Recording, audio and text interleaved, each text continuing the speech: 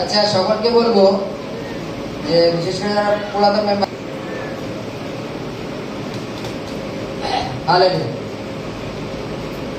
তখন পিতর যিশুকে কহিলেন, রাব্বি, এখানে আমাদের থাকা ভালো। আমরা তিনটি কুটি নির্মাণ করি, একটি আপনার জন্য, একটি মসির জন্য, আর একটি এলিয়ার জন্য। কারণ কি বলিতে হইবে তাহা তিনি বুঝিলেন না, কেননা তাহারা অত্যন্ত ভীত হইয়াছিল। হালেলুয়া। পরে একখানি মেঘ উপস্থিত হইয়া তাহাদিগকে ছায়া করিল, আর সেই মেঘ হইতে এই বাণী হইল, ইনি আমার প্রিয় পুত্র, ইহার কথা শোনো। হালেলুয়া। বাইবেলে একটা ঘটনা লেখা আছে, জানো? যীশু খ্রিস্ট যখন প্রার্থনা করতে গেছেন, শিষ্যদের এক জায়গায় রেখে তিনি একটুখানি আলাদা দূরে প্রার্থনা করতে গেছেন, জানো তো নাকি? এবং সেখানে প্রার্থনা করতে গিয়ে তিনি যখন হাঁটু ধরে প্রার্থনা করছেন, বাইবেলে লেখা আছে হঠাৎ যীশু খ্রিস্টর যে জামা কাপড়, সে কাপড় রূপে চেঞ্জ হয়ে গেল, রূপ। বাইবেলে লেখা আছে এত শুভ্র, যা কিনা জগতের কোনো রজক পড়তে পারে না। রজক কথার অর্থ আছে, যেমন মনে করেন উজালা, ব্লু, বিভিন্ন সার্ফ, ডিটারজেন্ট যাকে বলে, সেগুলো যে আমাদের জামা প্যান্ট গুলো কি করে? উজ্জ্বল করে, তাই তো? বাইবেলের কাছে যিশু যে রূপ ধারণ করলো, তার রূপটা এত ধবধবে যে জগতে এমন কোন ডিটারজেন্ট নেই যে অত সাদা করবে কাপড়। এবং শিষ্যরা দেখছে যে দুজন লোক আসলো, এসে যিশুর সাথে কথা বলছে। কে কে? এলিও আর মসি। এই এলিও আর মসিকে বর্তমানে এরা ঈশ্বরের দূত যিশুর কাছে এসছে যিশুর সাথে কথোপকথন করতে।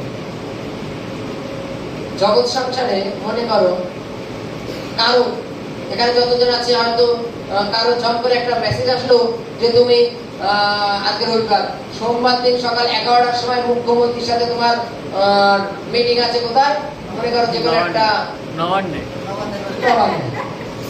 বা প্রধানমন্ত্রী নরেন্দ্র মোদীর সাথে মিটিং আছে তোমার দিল্লিতে। যেই বললো তোমার কিন্তু এখান থেকে বাড়ি যাওয়ার পরে তুমি রাত্রে কিছু কেনাকাটা করে সেরে রাখবা। কেন জানো? যে কাল দোকানে যাবো, কোন ড্রেস পরে যাবো, যে কোনো ড্রেস পরে গেলে হবে না তো। তার জন্য ভালো ড্রেস, ভালো স্যুট বুট পরে তারপর ওখানে যাবা, কেননা জায়গা বিশেষ পোশাকের একটা ব্যবস্থা, তাই তো? তাই তো? আর যদি কোনো তোমার চাষিওয়ালার বাড়ি থেকে ফোন করে, দাদা আমাদের এই আসামার বেগুন খেতে অনেক বেগুন পচে যাচ্ছে, একটু জায়গাটা একটু বেগুন কাটা তুলে দিও, তুমি কি করবা? যেমন আছে সে অত এর থেকেও খারাপ জামা কাপড় পরে যাবা, কেননা হয়তো কাদা টাদা থাকতে পারে, মাঠে যেতে হবে নাকি, গামছা নিয়ে যেতে হতে পারে। তদানুসারে যখন মসিয়ার এলিও যখন এসছেন, ওরা হচ্ছে স্বর্গদূত, আর তাদের সাথে কথা বলতে যাচ্ছেন স্বয়ং যীশু খ্রিস্ট, তাহলে তার রূপ কি রূপ হওয়া প্রয়োজন? তার ড্রেস কি রূপ হওয়া প্রয়োজন? যেমন ছিল তেমন থাকলে হবে না। ওর জন্য যীশু খ্রিস্ট যখন ওখানে গেছে, তার রূপ অলরেডি চেঞ্জ হয়ে গেছে। এবং তারা দেখছে যে যীশু খ্রিস্ট এলিও আর মসির সাথে কথা বলছে, এবং কথা শেষ হওয়ার পরে তারা তো দেখে হতভম্ব। যেমন উদাহরণস্বরূপ, যদি মনে করো তোমার সামনে জম করে কেউ কোনো কারণে ওর সাথে অ্যাক্সিডেন্ট হলো, মনে করো কেউ যাচ্ছিল, জম করে একটা 4 চাকা গাড়ি পাল্টি খেয়ে পড়ে গেছে, দেখবা তুমি জম করে কনফিউজ হয়ে যাবে যে কি করবা, তুমি জানো না।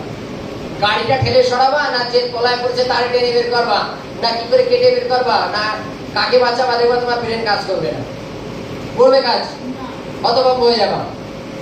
বাইবেলে লেখা আছে সেই স্বর্গদূত যখন চলে গেল, যীশু খ্রিস্ট যখন এসছেন, পিতর, বাইবেলে লেখা আছে পিতর কনফিউজ হয়ে গেছে। সে বলছে, প্রভু এখানে আমাদের 3টে ঘর করা ভালো, একটা আপনার জন্য, একটা এলিয়ার জন্য, একটা মসির জন্য। বলে আপনারা 3 জনই এখানে থাকবেন। কিন্তু আমরা যদি দেখি যীশু খ্রিস্ট যখন থেকে তিনি সুসমাচার প্রচার করতে বেরিয়েছেন, সে ঘরে কতবার ফিরেছেন?